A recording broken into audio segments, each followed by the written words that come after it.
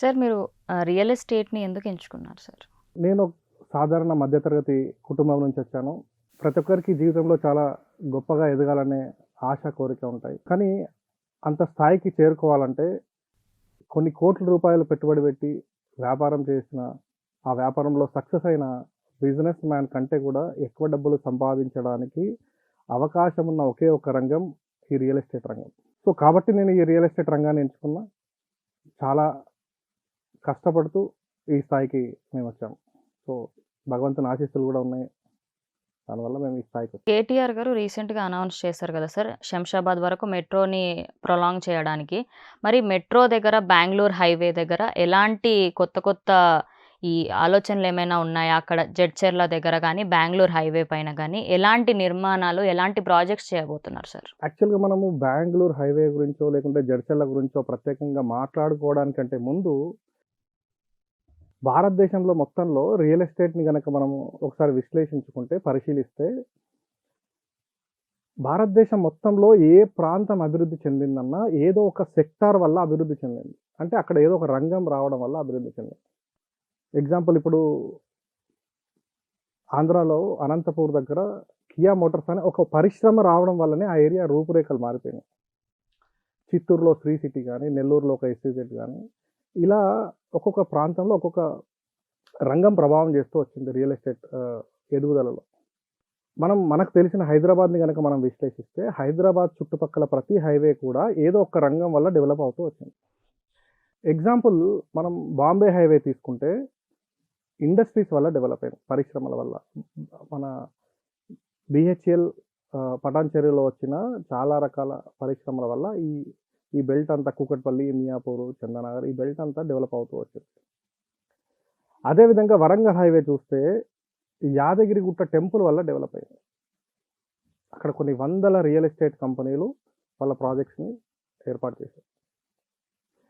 అదే రకంగా విజయవాడ హైవే తీసుకుంటే, ఆంధ్ర ప్రాంతానికి కనెక్టివిటీ తప్ప ఏం లేదు.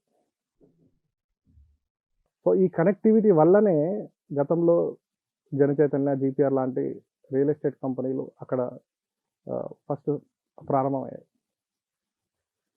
అదేవిధంగా నాగార్జున సాగర్ రోడ్ గనక మనం చూస్తే, ఎడ్యుకేషనల్ ఇన్‌స్టిట్యూషన్స్ వల్ల డెవలప్ అయ్యాయి. అక్కడ ఇంజినీరింగు, ఎంబీఏ, ఎంసీఏ లాంటి చాలా కాలేజీలు అక్కడ రావడం వల్ల, రీసెంట్‌గా టీసీఎస్ రావడం వల్ల, ఆ ప్రాంతం అంతా చాలా బాగా అభివృద్ధి చెందింది. అదే రకంగా శ్రీశైలం రోడ్డు గనక మనం చూస్తే, 2005, 6లో లేని ఫ్యాబ్ సిటీ వల్ల డెవలప్ అయింది. ప్రస్తుతం ఇంకా రాని ఫార్మా సిటీ వల్ల డెవలప్ అవుతుంది. ఈ 2 ఎగ్జిస్టెన్స్‌లో లేవు కానీ, అవి వచ్చిన తర్వాత 10 ఏళ్ళకి ఎలా ఉంటాయో అలా మార్కెట్ పరిగెత్తుతుంది. కానీ ఒక్క బెంగుళూరు హైవేలో మొత్తం అంటే మీరు చెప్పిన శంషాబాద్ నుంచి జడ్చర్ల వరకు, ఎస్పెషల్లీ జడ్చర్ల చూస్తే, చాలా రకాల రంగాలు అక్కడ ఆల్రెడీ ఏర్పాటయ్యాయి. ఇంకొన్ని రాబోతున్నాయి. ఇంకొన్ని ప్రతిపాదన దశలో ఉన్నాయి. ఎగ్జాంపుల్ ఆంధ్ర, తెలంగాణలోని మొట్టమొదటి pollution free industrial SEZ Polepally SEZ పేరుతో సుమారు 1000 ఎకరాల్లో ఏర్పడ్డాయి. అందులో 40% కంపెనీలు వాళ్ళ పరిశ్రమలను అక్కడ ఏర్పాటు చేశారు. ఈ 40% కంపెనీలలో ప్రస్తుతం 30,000కు పైగా ఉద్యోగులు పనిచేస్తున్నారు. ఇది చాలా పెద్ద నంబర్.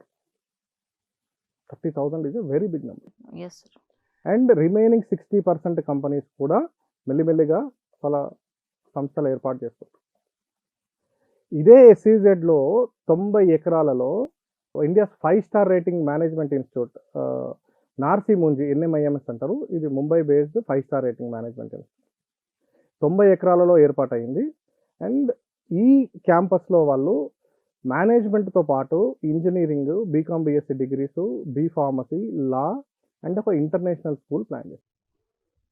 ఇందులో ఎంబీఏ ఆల్రెడీ 2 బ్యాచెస్ అయిపోయినాయి. ఇంటర్నేషనల్ స్కూల్ స్టార్ట్ అయిపోయింది. ఇంజినీరింగ్‌కి నోటిఫికేషన్స్ కూడా ఈ ఇయర్ వచ్చాయి. And maybe by the next year remaining అన్నీ స్టార్ట్ అయిపోతాయి. అండ్ వాళ్ళ ఇంకొక 2 సంవత్సరాలలో బీడీఎస్, ఎంబీబీఎస్ కూడా స్టార్ట్ చేసే ఆలోచనలో ఉన్నారు. ఇది కాక అందులోనే ఒక మినీ స్టేడియంకి కూడా ప్రతిపాదన ఉంది. ఈ సెజ్‌లో అరబిందో, హెటరో, మైలాన్ లాంటి చాలా పెద్ద ఫార్మా కంపెనీస్ వాళ్ళ ఫార్ములేషన్ యూనిట్స్‌ని ఏర్పాటు చేశారు. ఇది కాకుండా ఈ ఎస్‌ఈజెడ్‌కి ప్యారలల్‌గా ఒక 200 ఎకర్స్‌లో విర్కోస్ ల్యాబ్ అనే చాలా పెద్ద ఫార్మా కంపెనీ. ఈ విర్కోస్ ల్యాబ్స్ వాళ్ళు చాలా రెప్యూటెడ్ ఫార్మా కంపెనీ. వీళ్ళు 200 ఎకరాల్లో వాళ్ళ పరిశ్రమ స్టార్ట్ చేయబోతున్నారు. ఇందులో 4 యూనిట్లతో రాబోతున్నారు. ఒక యూనిట్ ఆల్రెడీ కంప్లీట్ అయిపోయింది. మిగిలిన 3 యూనిట్లు కంప్లీట్ అయిన తర్వాత అక్కడ పని చేయబోయే ఉద్యోగుల సామర్థ్యము 20,000 నుంచి 30,000గా ఉండబోతుంది. ఇది కూడా చాలా పెద్ద నెంబర్. అండ్ జడ్చలకి ఇంకొక వైపున ప్రభుత్వం 470 ఎకరాలు సేకరించి అందులో కొద్ది భాగంలో ఐటీ పార్క్ ఏర్పాటు చేయబోతున్నారు. అది ఆల్రెడీ నిర్మాణ దశ కూడా పూర్తి చేసుకుంది. నాకు తెలిసి రేపు 4వ తారీఖు మళ్ళీ వాటికి శంకుస్థాపన కూడా చేయబోతున్నట్టు సమాచారం. సో దీంతో పాటు అదే 470 ఎకర్స్ ఎస్‌ఈజెడ్‌లోనే ఒక 100 ఎకరాల్లో electric cars spare parts manufacturing company సుమారు 2,000 కోట్లతో సుమారు 10,000 ఉద్యోగాల కల్పనతో రాబోతున్నట్టుగా మన మున్సిపల్ శాఖ మంత్రి గారు గత అసెంబ్లీ సమావేశాల్లో అనౌన్స్ చేయడం జరిగింది. సో ఇది కాక నెక్స్ట్ కనెక్టివిటీ వైస్ చూసినా కూడా ఇంటర్నేషనల్ ఎయిర్పోర్ట్ నుంచి 45 నిమిషాల ప్రయాణంలో అక్కడికి చేరుకోవచ్చు. And Hyderabad, Bengaluru national highway ఆనుకొని ఉంది. దాంతోపాటు ఎంఎంటీఎస్ శాంక్షన్ అయిపోయి ట్రయల్ రన్ కూడా కంప్లీట్ అయిపోయింది. మేబీ ఒక 6 మంత్స్‌లో ఎంఎంటీఎస్ రన్ అవ్వచ్చు. దాంతోపాటు మీరు చెప్పినట్టుగా మన మంత్రి గారు కేటీఆర్ గారు అనౌన్స్ చేసిన విధంగా త్వరలో మెట్రో విస్తరణ పనులు కూడా జరగబోతున్నాయి. సో దానికి పెద్ద భూసేకరణకు సంబంధించిన అంశాలు కూడా ఏమీ లేవు కాబట్టి సో మనకు అది చాలా త్వరితగతినే కంప్లీట్ అయిపోయి మనం శంషాబాద్ వరకు కూడా త్వరలో మెట్రో